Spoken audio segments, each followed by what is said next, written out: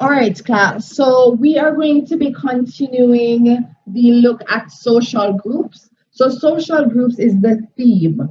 And looking at the characteristics, looking at the types of groups, looking at group cohesion and what makes a group work and what doesn't, what characteristics a leader must have, what characteristics the members must have. All of these are a part of understanding the different levels of the major theme of social groups, right?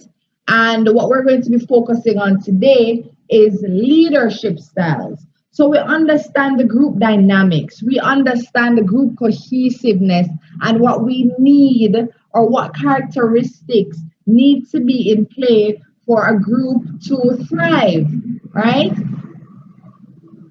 What characteristics need to be in play for a group to work well together, ensure there is commitment, ensure there's a common goal, ensure there is loyalty, ensuring there is leadership.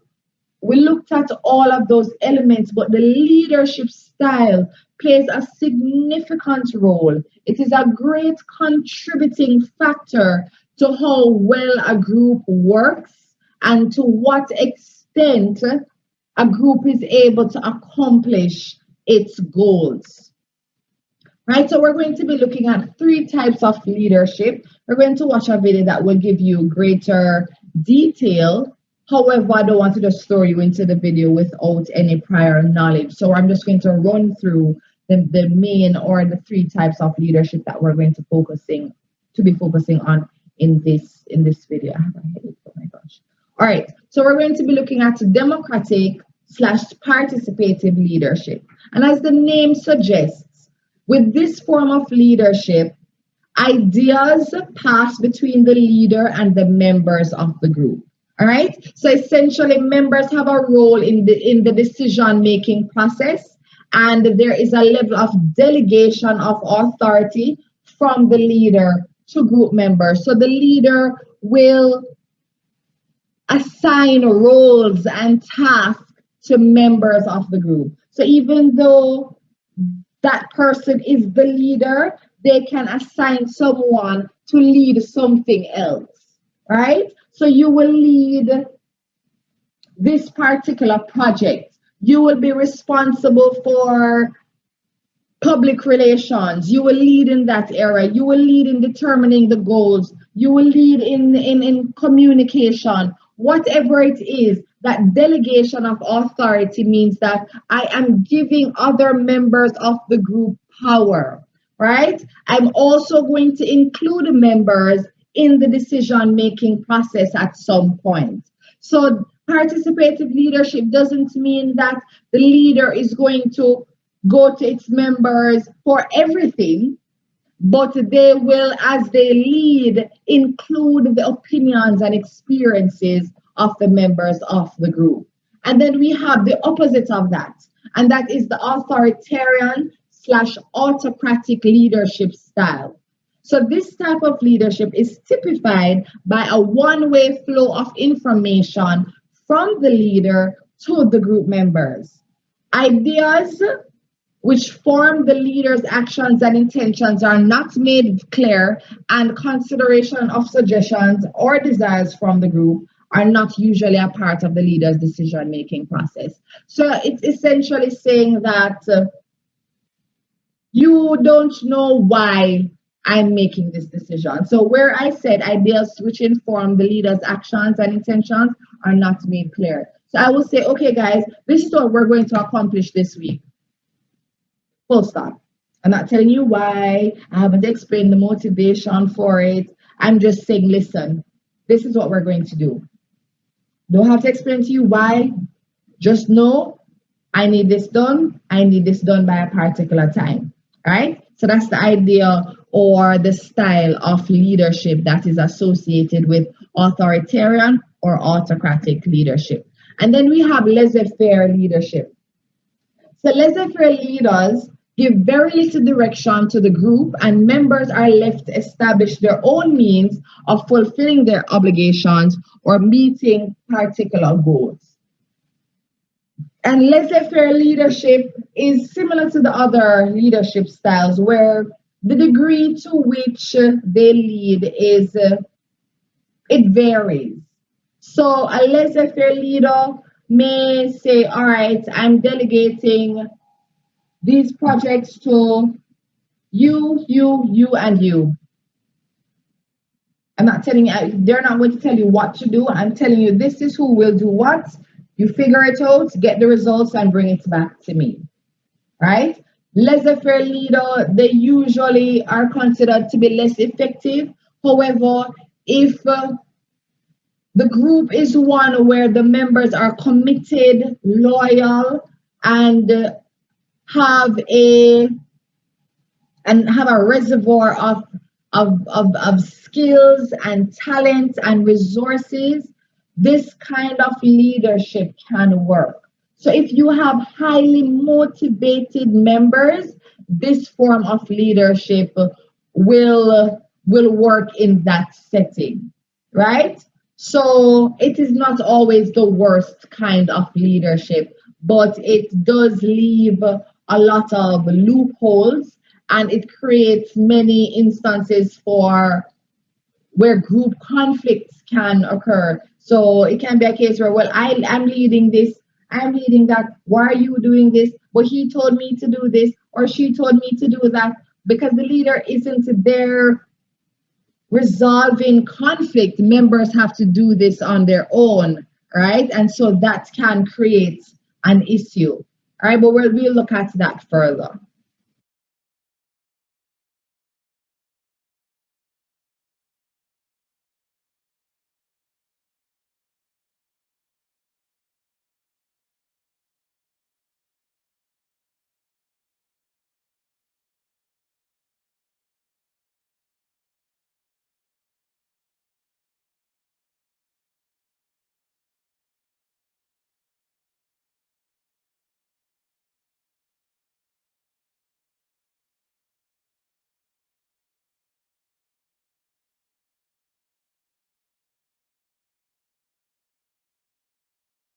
We all have our own style, how we like to dress, the type of movies we enjoy, the type of car we prefer, even our communication style, or how we prefer to communicate. We often refer to different ways people communicate when they lead groups as their leadership style, and that's what this video will focus on, the style's perspective on leadership, specifically the view proposed by Kurt Lewin in 1939. Lewin has been referred to by some as the father of modern psychology. After the trait leadership perspective fell out of favor, that was the belief that leaders are born, not made, and share common traits, Lewin suggested an alternative approach. Instead of focusing on traits of leaders, he advised looking at leadership styles. He came to this conclusion after running experiments with children to see how they responded to different behaviors. Lewin identified 3 leadership styles: authoritarian, democratic, and laissez-faire. We'll start with authoritarian, sometimes called autocratic. This style is a very directive one. The autocratic leader has complete authority and control over the group and the decisions being made. The work is done the same way, with little room for creativity. Group members are not encouraged to provide input. Most people hold negative views of an autocratic leader, often describing them as bossy or a dictator. However, there are definitely times when the authoritative leadership style is effective. When decisions need to be made quickly, in an emergency situation, when the leader is the most knowledgeable and experienced person in the group, and when it's important to know who is in charge. It can also be appropriate when the group is languishing and not getting anything done. Sometimes someone has to step in and take charge. Beyond the obvious drawback that the authoritarian style tends to be less enjoyable from a subordinate's perspective, the lack of hearing dissenting views may result in poor decisions. If you use this style, make it clear that even though you are in charge, you respect everyone. If your team members have expertise, acknowledge it, or at the very least don't discount it, even if your decision is firm. Recognize your team's accomplishments, both as individuals and as a group, in public if possible. Refrain from criticizing in public, however. Be consistent in how you apply your decisions and interact with people, and be reliable and trustworthy. You don't have to tell your team everything, but what you do tell them should be truthful. Be very clear as to your expectations. If possible, give the reasoning behind those expectations and what your team can expect in the future. And make sure you provide your team with what they need to do the job, such as training, information, and resources. Another way to say this is be pleasant while being firm, unless there's a good reason not to soften the message. We will turn next to democratic leadership, sometimes referred to as a participative or participatory leadership style. Rather than giving directions, the leader participates in the group and encourages others to share their ideas and opinions, even though the leader may have the final say over decisions. Rather than telling, the democratic leader guides or facilitates. In Lewin's original research, decisions were made by majority rule rather than by the leader. The democratic leadership style is effective in producing more ideas, both in quantity and creativeness. Because dissenting opinions are heard, decisions may be more effective. Like the children in Lewin's original research, people tend to feel better about being members of the group and may be more committed to the project as well as to the group. An obvious drawback is that decisions take more time. Meetings can seem endless or numerous, especially if the leader isn't skilled. It won't work if your group members aren't competent or motivated. And sometimes you just don't need everyone's input or for them to feel good about the situation. When you use this style, encourage your group to communicate. You'll need to monitor the group to ensure that all participate and that no one dominates the discussion. If possible, hold your views to yourself until after others have offered theirs. Treat all ideas with respect, even if you don't agree with them. Hold off on evaluating until all ideas have been voiced. Pay attention to the discussion to make sure it doesn't wander off. An agenda will definitely help in this case. And be aware of your verbal and nonverbal communication to make sure you are using provisional language and that your facial expressions show your interest and a desire to understand. If you are the final decision maker, know when to move from a participant role to the decision maker role. And when you make your decision, explain the rationale without apology. If you are a facilitator who is helping the group make the decision, know when to call for that decision. So encourage participation while staying on track. These first two styles, authoritarian and democratic, are discussed the most. In fact, some textbooks omit the third leadership style that Lewin proposed, the laissez-faire approach. Laissez-faire is French for allow to do. It's been called the do-nothing approach. Laissez-faire leaders use a hands-off style, letting the group members make decisions. Another way to look at it is as a delegative approach. Some suggest that someone who is a role model can end up being a laissez-faire leader, even by doing nothing, or at least not intentionally doing something. Others will emulate them. Also, consider how someone's mere presence can motivate the group. A group tends to be more productive and focused if a manager is on the premises, even if the manager does nothing but observe. It can be highly effective with highly skilled and motivated teams that, when given appropriate direction and resources at the beginning, can complete the project with minimal involvement by the leader. This style can also work well if independence is a value of the group. But if the group is neither competent nor motivated, this leadership style can be disastrous. Group members may be dissatisfied with the group's progress and the leader. Oftentimes, if a laissez-faire leader is ineffective, someone else with an authoritarian or democratic style will take over, meaning that the laissez-faire leader is a leader in name only. If you plan to use this style, make sure you provide the necessary information, background, tools, and resources in the beginning. Ensure that all know of looming deadlines. Monitor the group's progress from a distance so that you can step in if necessary. Be flexible.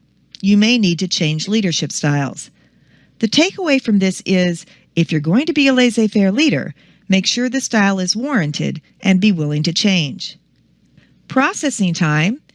Which of Lewin's 3 leadership styles do you think is the most effective?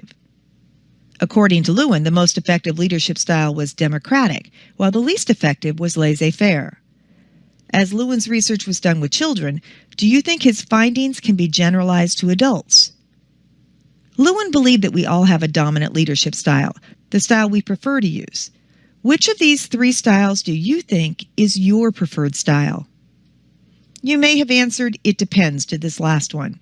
That's not a surprise, as Lewin's theory was used to develop other leadership styles theories, most notably Hersey and Blanchard's situational leadership theory. So we can credit Lewin for some of the management training that is available today. We all have our own style, how we like to dress, the type of movies we enjoy, the type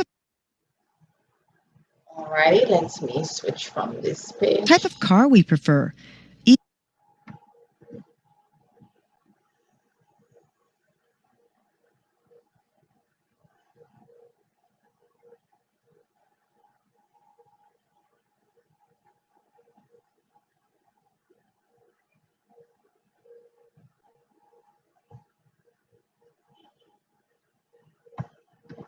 I can just skip that. We all All right, so we're going to be completing this activity today. So we are going to look at the respective scenarios, and you're going to tell me what style is being used, and then we determine if it is the correct style for the situation and what style would have worked better. All right, so these are the scenarios, and I'll keep each on the screen for a few seconds because we have the power to pause and rewind.